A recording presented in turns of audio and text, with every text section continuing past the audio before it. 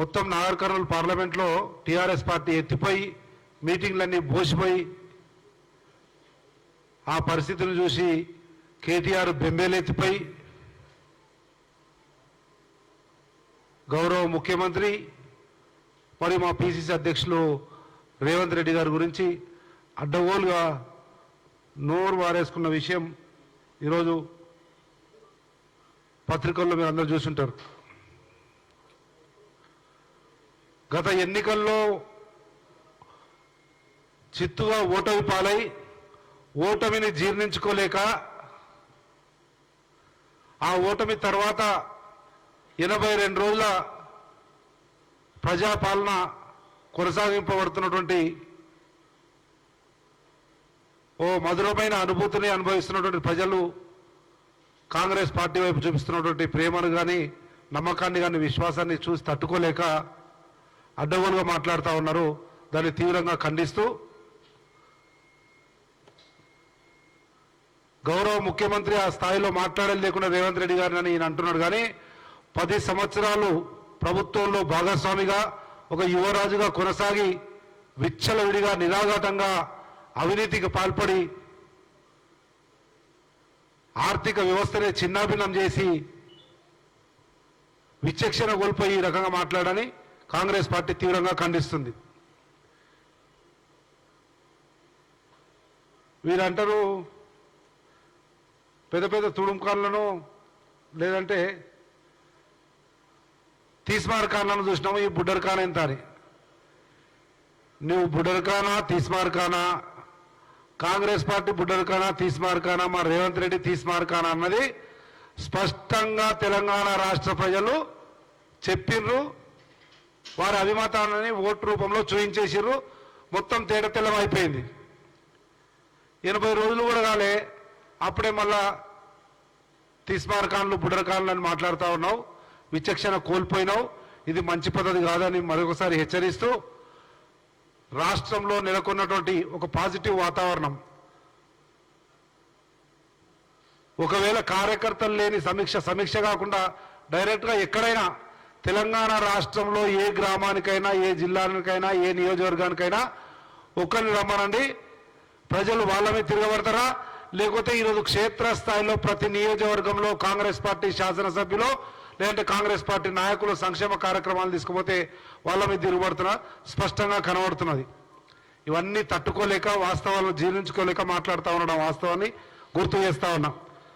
ఇకపోతే అంతరిక్షంలోకి వెళ్ళినా ప్రజలు పిలిస్తే వస్తాడు. ఎవరు పిలిచింది నిన్ను? ఎవడా నేను పిలిచింది? నీ పార్టీ ఆల్రెడీ అంతరిక్షంలోకి పోయింది. భూమి ఆకర్షణ శక్తికి లేరు, అయిపోయింది. కరోనా కూడా పోయింది. ఈయన అంతరిక్షంలో కూడా మళ్ళీ వస్తాడట. 24 ఏళ్ళ తర్వాత బీఆర్ఎస్ పార్టీ అంట సర్వీసింగ్ పోయిందట. మిస్టర్ కల్వకుంట్ల తారక రామారావు, ఇంకా 24 ఏళ్ళైనా మీ కారు సర్వీసింగ్ షెడ్ నుంచి బయటికి రాదు, రాసి పెట్టుకో. ఈ ప్రజాపాలన రేవంత్ రెడ్డి నాయకత్వంలో కొనసాగినంత కాలం ఇంకో 24 సంవత్సరాలైనా నీకు నీ కుటుంబానికి అధికారం అన్నది కల్లా, తెలంగాణ రాష్ట్ర ప్రజల గుండెల్లో చోటు అన్నది ఇంకా కల్లా. దాంతోపాటు రేవంత్ రెడ్డి గారు సీఎంఐ అభ్యర్థి అని ముందే చెప్పింటున్నట. ఈ సీట్లు రాకుండానట, 30 కూడా రాకుండానట. నాకు తెలిసి మంచి చదువుకున్నాడు, కొద్ది గొప్ప విచక్షణ రాజకీయ పరిజ్ఞానమో జ్ఞానమో బుద్ధి ఉంది అని అనుకుంటున్నా. ఈ మాత్రం బేరీజు వేసుకోలేకపోయినావు. ఒకవేళ రేవంత్ రెడ్డి సీఎం అభ్యర్థి అని మా కాంగ్రెస్ అధిష్టాన వర్గంగా ముందే నిర్ణయించి ఉంటే మీ అయ్యా నీవు కూడా నీ బావ కూడా ఓడిపోతుండ్రి, 100 సీట్లకు పైన వస్తుండే. అది గ్రహించలేకపోతా ఉన్నావు. నీ రాజకీయ విచక్షణ కోల్పోతా ఉన్నావు. ఓటమిని జీర్ణించుకోలేక అన్న వాస్తవాన్ని గుర్తు చేస్తా ఉన్నాం. ఇకపోతే రేవంత్ రెడ్డి గట తెలుగు తల్లి విగ్రహం నచ్చుతలేదని చెప్తా ఉన్నావు. తెలంగాణ తల్లి విగ్రహం నీవు నీ తండ్రి నీ ఇంట్లో కూర్చొని నిర్మించిన నీ తెలంగాణ తల్లి విగ్రహం మీద ఆ రోజుల్లోనే తెలంగాణ సమాజం, ఉద్యమకారులు, విద్యావంతులు, మేధావులు అందరూ కూడా తెలంగాణ సంస్కృతి సాంప్రదాయాలు ప్రతిబింబించే విధంగా తెలంగాణ తల్లి విగ్రహం లేదని ఆ రోజే అన్న వాస్తవాన్ని గ్రహించు, గుర్తు తెచ్చుకో, నెమరు వేసుకో తారక రామారావు అని విజ్ఞప్తి చేస్తూ ఆ సందర్భంగా అంటారు ఆ రేవంత్ రెడ్డి గారి ఇంట్లో మాత్రం అందరూ బంగారు నింపుకోవచ్చా. ఎవరు ఎంత బంగారు ఎవరు ఎంత సింగారించుకుంటారో చెప్పాలంటే నీ లిక్కర్ చెల్లిని అడగాలి. కల్వకుంట్ల తారక రామారావు నీ లిక్కర్ చెల్లిని అడుగు చెప్తుంది. నీ ఇంట్లో ఉన్న నీ చుట్టూ ఉన్న వాస్తవాలే మొత్తం దేశం ప్రపంచం అనుకొని ఓటమి నైరాశ్యంలో మాట్లాడడం బంద్ చేసుకోవాలని హెచ్చరిస్తా ఉన్నాం. ఇకపోతే జయ జయ హే తెలంగాణ గీతాన్ని వింటేనట తెలంగాణ సంస్కృతి సాంప్రదాయము, తర్వాత కాకతీయులు, చార్మినారు గుర్తొస్తాడట. 10 సంవత్సరాలు ఏం గడ్డి పోసినావా? 10 సంవత్సరాల క్రితమే ఇదే జయ జయ హే తెలంగాణ గీతం ప్రాచుర్యంలో ఉంది. అందశ్రీ రాసిండు. యావత్ తెలంగాణ రాష్ట్రంలో క్షేత్రస్థాయిలో విపరీతంగా ప్రచారం జరిగింది. వాళ్ళు ఎందుకు అంగీకరించలే? దాంట్లో అంత మాధుర్యమైనటువంటి తెలంగాణ సంస్కృతి సాంప్రదాయాలుంటే అందశ్రీ దళితుడని ఆ గీతాన్ని రాష్ట్ర గీతంగా అంగీకరించకుండా ఈరోజు సుప్పనాతి మాటలు చెప్పనీకే నీకు జయ జయకే తెలంగాణ గీతం గుర్తొచ్చిందా అని కూడా హెచ్చరిస్తా. ఈ రకంగా ఓడిపోయిన నైరాశ్యంలో ఇంకొకసారి గౌరవ ముఖ్యమంత్రి మా పిసిసి అధ్యక్షుడు రేవంత్ రెడ్డి గారిని కానీ వారి పర్సనల్ విషయాలను కానీ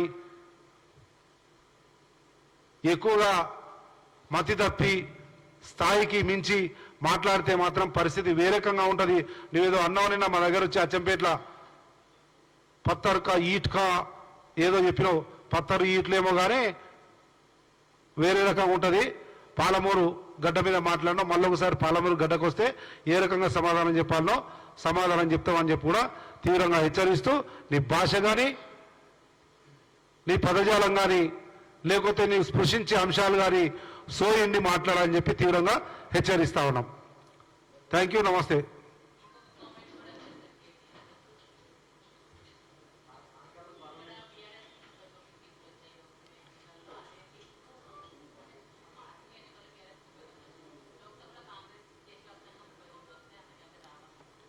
గిడ గల్లీలో నేను నూకలే పోయి దేశం మొత్తం చెప్తున్నాడు.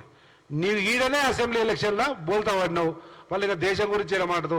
మీ అయ్యే దేశం గురించి మాట్లాడి వాడిని మాట్లాడి వీడిని మాట్లాడి ఆ లాస్ట్కు సంకల చేయబెట్టుకొని కూర్చున్నాడు ఫామ్ హౌస్లో. నీకు దేశం గురించి మాట్లాడటం లేదు. ఈయన్ని మాట్లాడిన ఆర్కలనే దిక్కు లేదు. టీఆర్ఎస్ పార్టీ గురించి మాట్లాడలే, టీఆర్ఎస్ పార్టీని గెలిపించాలని మాట్లాడలేని ఆర్కలు పోయి. కానీ ముఖ్యమంత్రి ఎందుకు రేవంత్ రెడ్డి గురించి కాంగ్రెస్ పార్టీ గురించి ముఖ్యమంత్రి గురించి 6 గ్యారెంటీల గురించి మాట్లాడితే తప్ప ఆ ప్రాచుర్యం కానీ లేకపోతే ఇంత పెద్ద ఆర్టికల్స్ కానీ వచ్చే పరిస్థితి లేదు కనుక మాట్లాడాలి. నార్కాలు పోతే ఎలక్షన్ గురించి మాట్లాడాలి, బీఆర్ఎస్ను గెలిపించాలి. అదేం మాట్లాడలే కానీ ఏదేదో మాట్లాడి దాంట్లోనే తెలుస్తుంది వాళ్ళ పార్టీ ఏ స్థాయిలో ఉందో.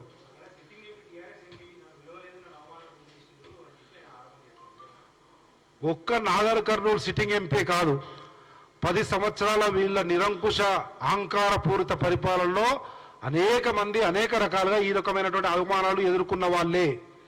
కానీ అధికారం ఉంది కదా ఎందుకు అని భయానికి భయభ్రాంతులకు గురై మిన్నకుండిపోయారు. కానీ ఇప్పుడు అధికారం పోయింది. వాస్తవాలు మానసిక వేదనను బయట పెట్టడానికి అందరూ కూడా ముందుకు వస్తున్నారు. అక్కడ సిట్టింగ్ ఎంపీ ఒక దళిత సీనియర్ ఇంతకుముందు ఎమ్మెల్యేగా చేసిండు, మంత్రిగా చేసిండు, ఎంపీగా చేస్తున్నాడు. అటువంటి ఆయనకే సమాచారం అంటే వీరు అహంకారపూరిత రాజకీయాలు ఇంకా ఓడిపోయినా కానీ ఇంకా సిగ్గురాలే, ఇంకా మానుకోలే. మళ్ళీ సిగ్గు శరం లేకుండా మా ముఖ్యమంత్రి దాదాపు 82 రోజులనే ప్రజారంజక పరిపాలన అందిస్తూ ఉంటే ఎట్లా అనుభూతి అవుతుంది? నోటికైనా రావాలి. రాష్ట్రానికి ఇంత మంచి చేస్తున్నాడు, చెప్పినట్లు 6 గ్యారంటీలు చేస్తున్నాడు. నేను మొత్తం చిప్ప చేతికిస్తే కూడా ఆర్థిక వనరులను సమకూర్చుకొని ఇచ్చిన గ్యారంటీలు అమలుపరుస్తున్నాడు కదా. ఏం నోటితో అనాలి, ఏం ముఖం పెట్టుకొని అనాలి అనేటువంటి ఇంకిత జ్ఞానం ఉండాలి కేటీఆర్కు.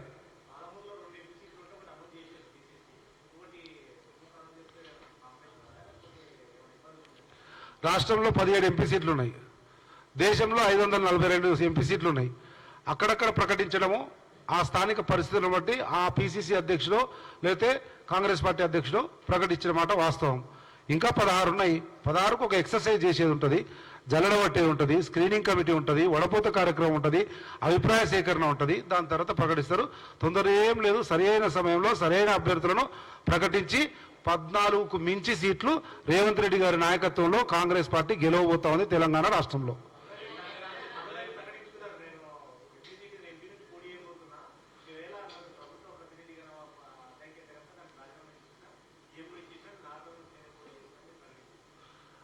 నన్ను నేను పోటీ చేస్తాను ప్రకటించుకోలే. నేను కూడా ఆశావాహుల లిస్టులు నేనున్నా ఆ మీటింగ్లో, నేను కూడా ఉన్నాము. జూపల్లి మళ్ళీ ప్రెస్ మీట్ పెట్టారు. అదే ఆశావాహుల లిస్టులో నేను కూడా ఉన్నా. ఎంపీ టికెట్ నేను కూడా ఆశిస్తా ఉన్నా. ఒకవేళ ఎంపీ టికెట్ ఆశించడం వల్ల ఎంపీ టికెట్ ఇవ్వడానికి ఢిల్లీలో ప్రత్యేక ప్రతినిధి ఒకవేళ అడ్డు అనుకుంటే దానికి రాజీనామా చేసినా మా ముఖ్యమంత్రితో రాజీనామా పత్రం ఉంది అని చెప్పిండు. వారు కూడా సీనియరు నాయకుడు, 2 సార్లు పార్లమెంటుకు ప్రాతినిధ్యం వహించిండు, మా కమ్యూనిటీలో కూడా అగ్రజుడు. వారితో పాటు నాతో పాటు ఇంకా 26 మంది అప్లై చేసిర్రు. That is the beauty of Congress party. 26 మంది అప్లై చేస్తా ఉన్నారు ఒక రిజర్వ్ నియోజకవర్గానికి. అంటే కాంగ్రెస్ పార్టీ ఇచ్చినటువంటి స్వేచ్ఛ, కార్యకర్తలకు ఇచ్చినటువంటి అవకాశం. అది టీఆర్ఎస్ పట్ల ఉందా అంటే అట్లా ఎక్కడ అప్లై చేసిండు, ఎవడు అప్లై చేసిండు, నలుగురు కూర్చొని చెప్తే అనౌన్స్ అవుతుంది. అక్కడ ప్రజాస్వామ్య వాతావరణం. This is the beauty of democracy and this is the beauty of Congress party. Apply చేసుకునే అవకాశం ఉంటుంది, దాని మీద చర్చ జరుగుతుంది, వడపోత జరుగుతుంది, సరైన అభ్యర్థిని సరైన సమయంలో ప్రకటిస్తారు. తొందరగా అది రేవంత్ రెడ్డి అంత తొందరగా ఏదో నిర్ణయం తీసుకొని ప్రకటించేటటువంటి నాయకుడు కాదు, ఆ అవసరము లేదు. కానీ రేవంత్ రెడ్డి గారు ప్రాతినిధ్యం వహిస్తున్న కొడంగల్లో మీటింగ్ పెట్టి నెల లోపల జరగబోయే పార్లమెంట్ ఎన్నికల్లో ముఖ్యమంత్రిగా ఉండి పిసిసి అధ్యక్షుడిగా ఉండి నిర్ణయం తీసుకునే స్వేచ్ఛ ఉంది. నిర్ణయం తీసుకునే ముందు కూడా అందరి అభిప్రాయాలు తీసుకుని నిర్ణయం తీసుకుని ఉంటాడు. వడపోత స్క్రీనింగ్ అంతా అయిపోయిన తర్వాత నిర్ణయం తీసుకుని ఉంటాడు.